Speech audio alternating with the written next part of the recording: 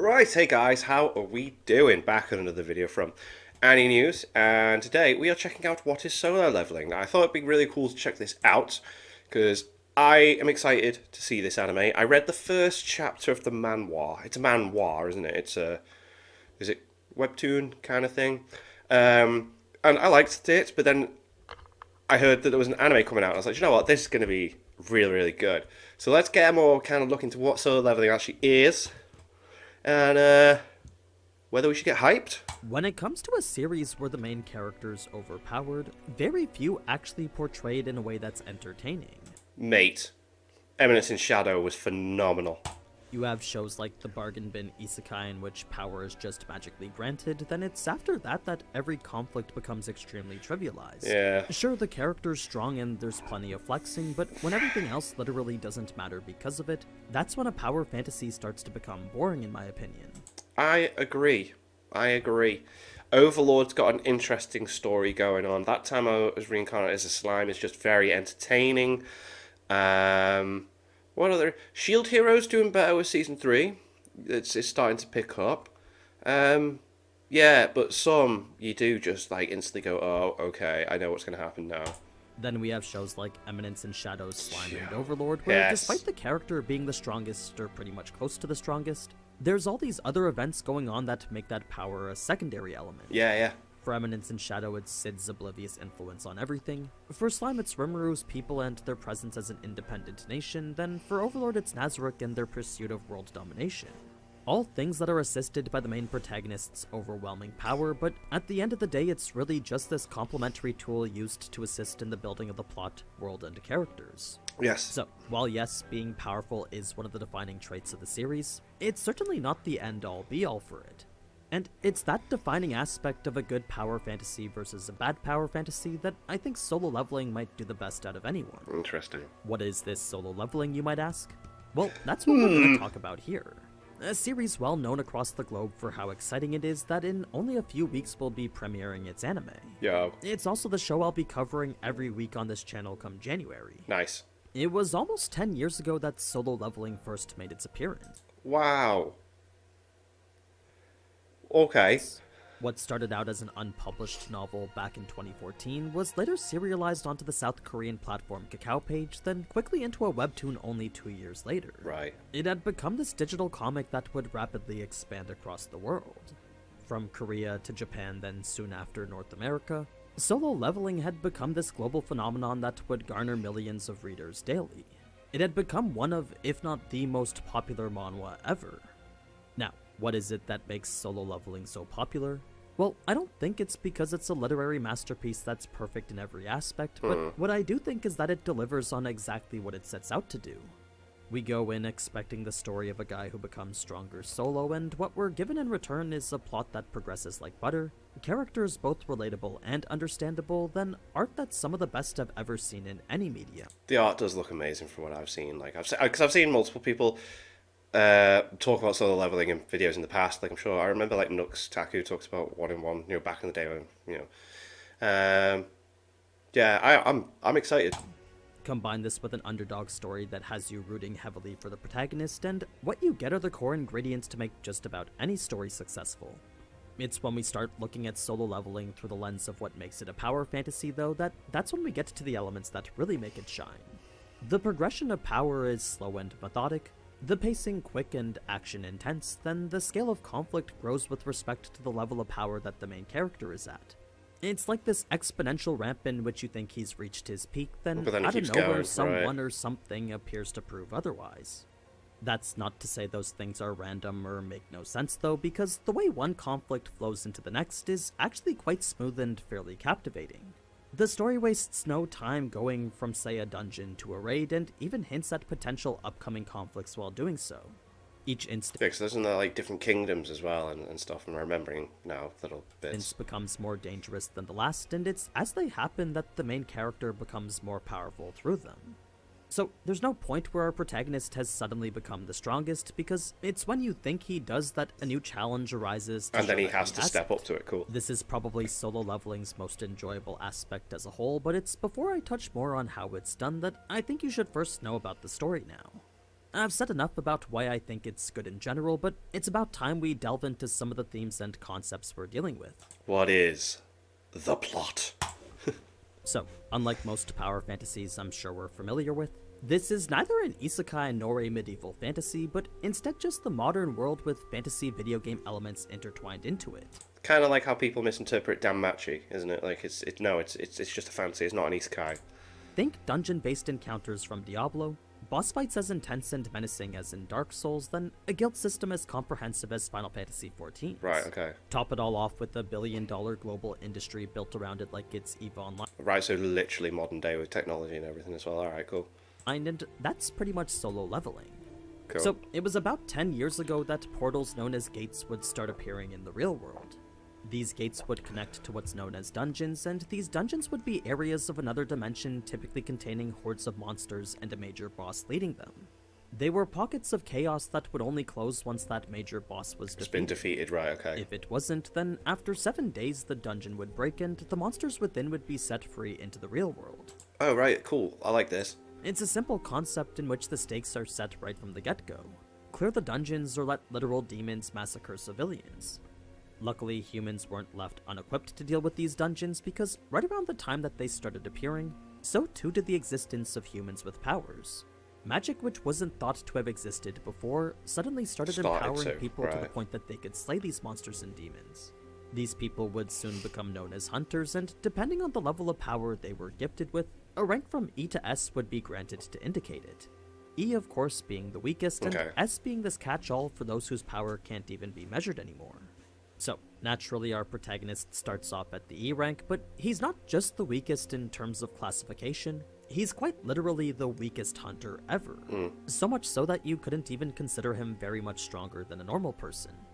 The reason he still risks his life anyway is because his mother is sick and he needs the money to pay her medical bills. So, to him, he has no choice but to do these So he has to. It feels like he has to. raids. It's when he's on one that turns out to be... This was... Oh, mate. I love this whole concept. I'm trying to remember before he says, to prove that I have read some of it, it's like they go in the dungeon and everyone's completely overwhelmed. And he's the last one. And because of that fact, manages to unlock an ability that no one else has, which is being able to actually level up, which is something that I think people aren't actually able to do. Harder than expected, that both him and his party get wiped because of it. Yeah. A double layer extending the dungeon beyond what it was thought to be takes him right to Anor Londo where Smaug and Ornstein are waiting for him. The fight goes just about as well as mine did, and it's right as the finishing blow is about to be delivered that a secret quest would reveal itself as completed, somehow saving Sung Jin-woo from his imminent demise and at the same time bringing him into the system which now allows him to level. Everything after seems like it's totally normal again, but it's this ability to level up that changes everything.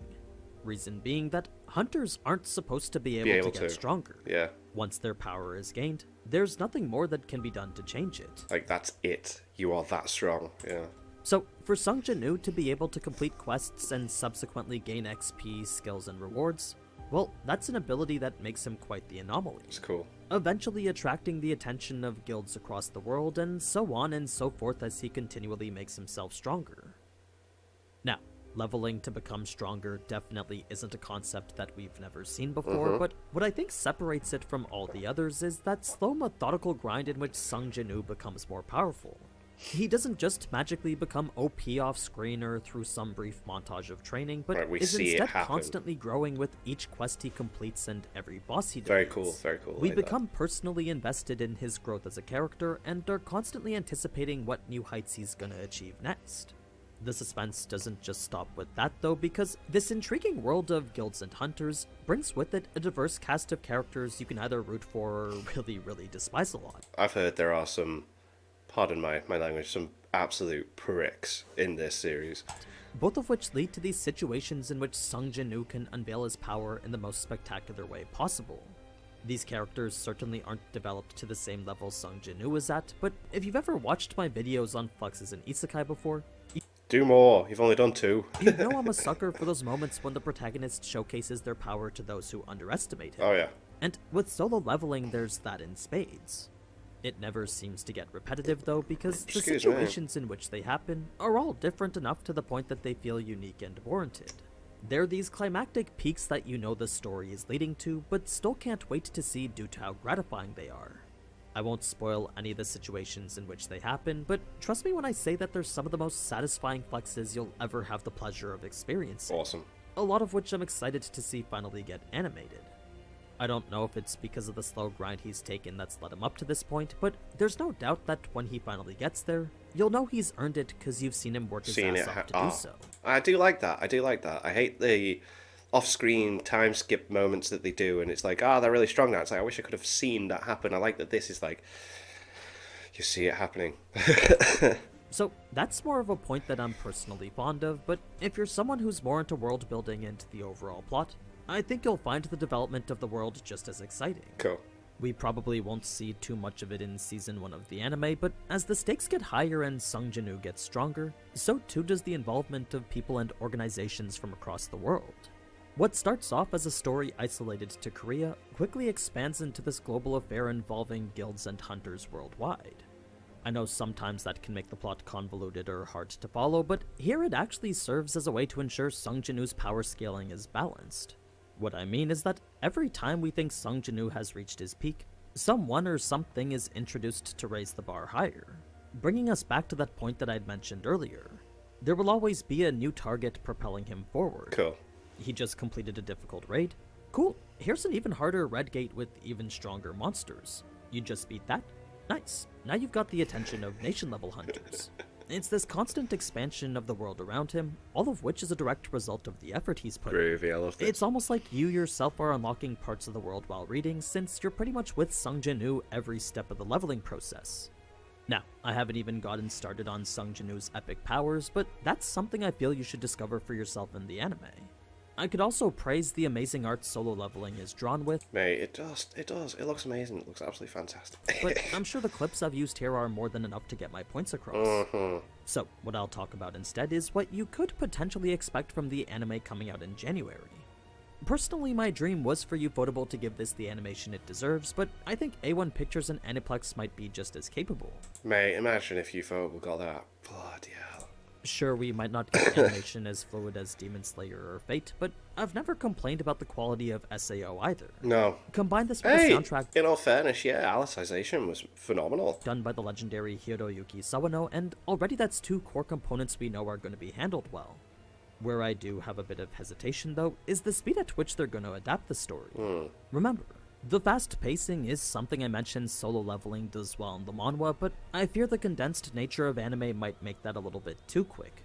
With the director and series compositor without notable anime for either position, it's hard to say how it is they may choose to adapt this since there aren't really any anime we can compare it to.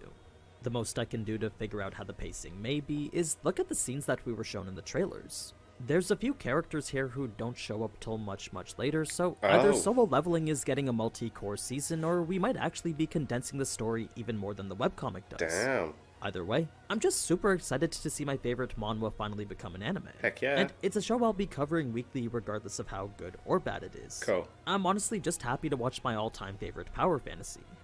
I'm sure plenty of you have read this as well, but if you haven't and are waiting for the anime, trust me when I say that you're in for a treat.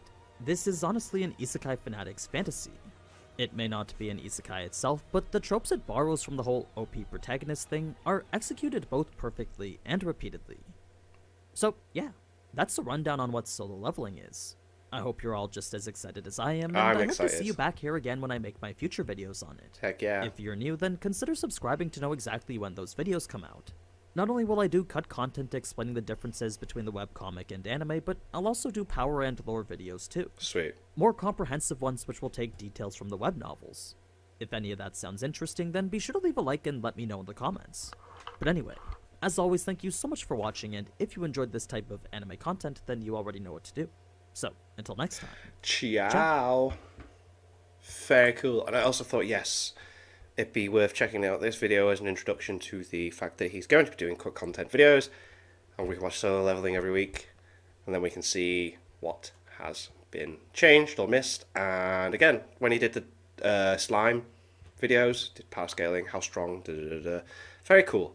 But until then, thank you to my patrons. If you want to have your name at the end of every video I upload, link in the description to the Patreon page.